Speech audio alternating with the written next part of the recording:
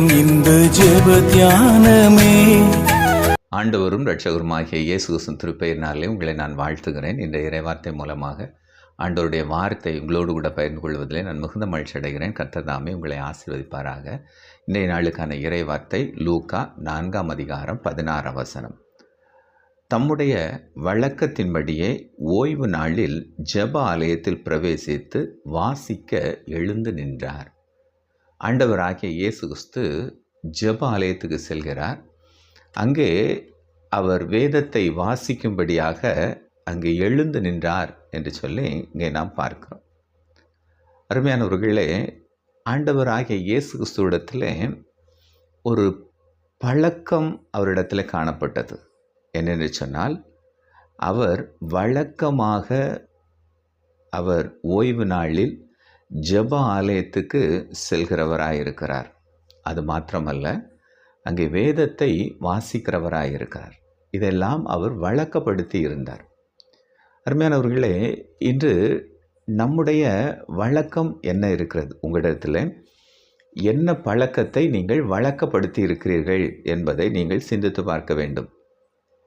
இன்றைக்கு உலக பிரகாரமாக பார்த்தோம் அப்படின்னா, சில பேர் தினமும் வாக்கிங் போகிறத அவங்க வழக்கப்படுத்தியிருப்பாங்க. அதுவே ஒரு பழக்கமாக வச்சுருப்பாங்க.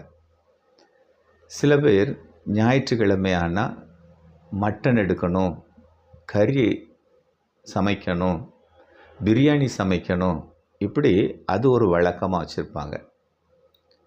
சில பேர் ஞாயிற்றுக்கிழமை ஆனால் வெளியில் சுற்றி பார்க்கறதுக்காக போகணும், டைம் ஸ்பெண்ட் பண்ணணும், இப்படி வழக்கப்படுத்தி இருக்கிறவர்கள் இருப்பார்கள். ஆனால் இவையெல்லாம் உலக பிரகாரமான பழக்க வழக்கங்கள். ஆவிக்குரிய பழக்க வழக்கங்களை நாம் வழக்கப்படுத்தி கொள்ளும்போது நாம் நித்திய ஜீவனை பெற்றுக்கொள்ள முடியும். ஆவிக்குரிய வாழ்க்கையிலே இன்னும் அதிகமாய் நம்மால் வளர முடியும். எனவே இயேசு கிறிஸ்து நமக்கு முன்மாதிரியை வைத்து போயிருக்கிறார். என்ன என்று சொன்னால், முதலாவது ஆலயம் செல்வதை வழக்கமாக வைத்து கொள்ள வேண்டும்.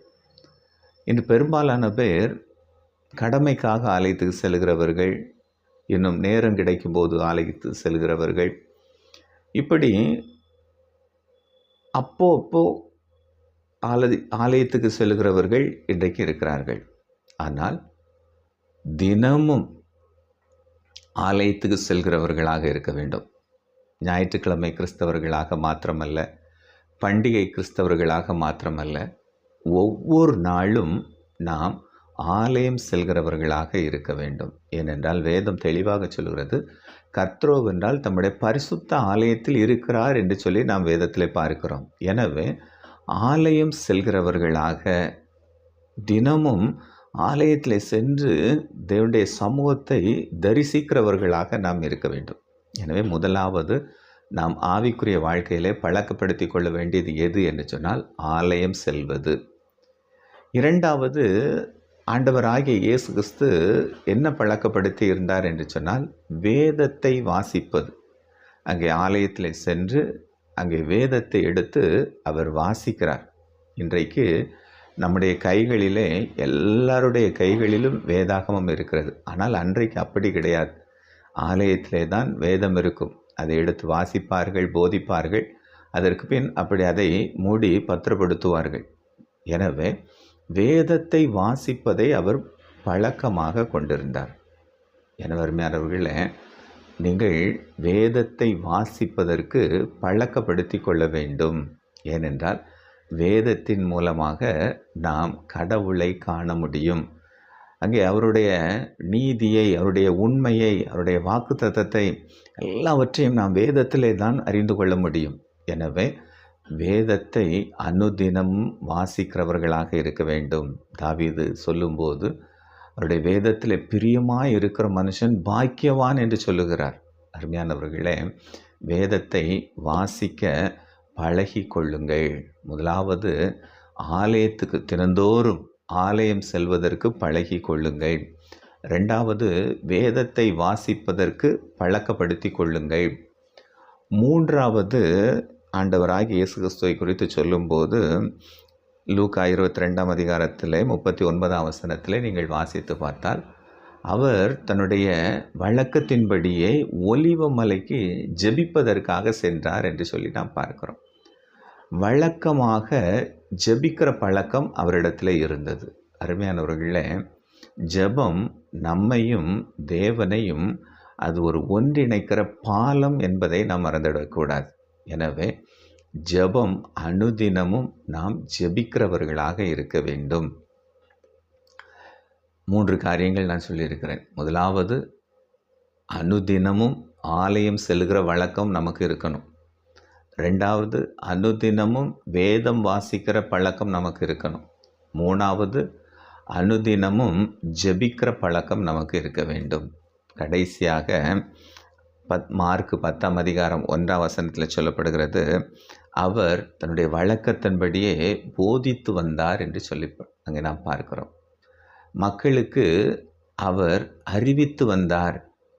ராஜ்யத்தை குறித்து, அந்த பரலோகத்தை குறித்து, மனந்திரும்புதலை குறித்து அவர்களுக்கு போதித்து வந்தார் என்று சொல்லி நாம் பார்க்கிறோம். அருமையானவர்களே, இலவசமாய் சுவிசேஷத்தை பெற்றுக்கொண்ட நாம் அவரை அறிவிக்கிறவர்களாக இருக்க வேண்டும். அறிவிப்பதை பழக்கப்படுத்தி கொள்ள வேண்டும். மற்றவருக்கு ஆண்டவரை பற்றி சொல்வதை, அவருடைய நாமத்தை பற்றி சொல்வதை, அவருடைய அற்புதத்தை பற்றி சொல்வதை நாம் மற்றவர்களுக்கு அறிவிப்பதை வழக்கமாக கொள்ள வேண்டும். எனவே அருமையானவர்களே, 4 காரியங்கள் ஆண்டவர் நமக்கு முன்வைத்திருக்கிறார். என்னென்று சொன்னால், முதலாவது, ஆலயம் செல்வதை பழக்கப்படுத்தி கொள்ள வேண்டும். 2வது, வேதம் வாசிப்பதை பழக்கப்படுத்தி கொள்ள வேண்டும். 3வது, ஜெபிப்பதை, அனுதினமும் ஜெபிப்பதை பழக்கப்படுத்தி கொள்ள வேண்டும். 4வது, சுவிசேஷம் அறிவிப்பதை. அவருடைய கட்டளையே அதுதான். நீங்கள் இந்த உலகம் முழுவதும் சென்று நீங்கள் சுவிசேஷத்தை பிரசங்கிங்கள் என்று தான் ஆண்டவர் நமக்கு கட்டளையிட்டிருக்கிறார். எனவே நாம் பெற்ற அந்த சுவிசேஷத்தை மற்றவர்களுக்கும் அறிவிப்பது நம்மீது விழுந்த கடமையாக இருக்கிறது. எனவே நாம் மற்றவர்களுக்கும் சுவிசேஷத்தை அறிவிப்பதற்கு நாம் பழக்கப்படுத்தி கொள்ள வேண்டும். இந்த 4 பழக்கங்களையும் நாம் பழக்கப்படுத்தி கொண்டோம் என்று சொன்னால் நிச்சயமாகவே நம்முடைய ஆவிக்குரிய வாழ்க்கை இன்னும் அதிகமாக வளர்ச்சி பெறும். அந்த நித்திய ஜீவனை சுதந்தரிப்பதற்கு நாம் பாத்திரவான்களாய் நாம் மாறுகிறோம். கர்த்தர் உங்களை ஆசீர்வதிப்பாராக. ஆமென்.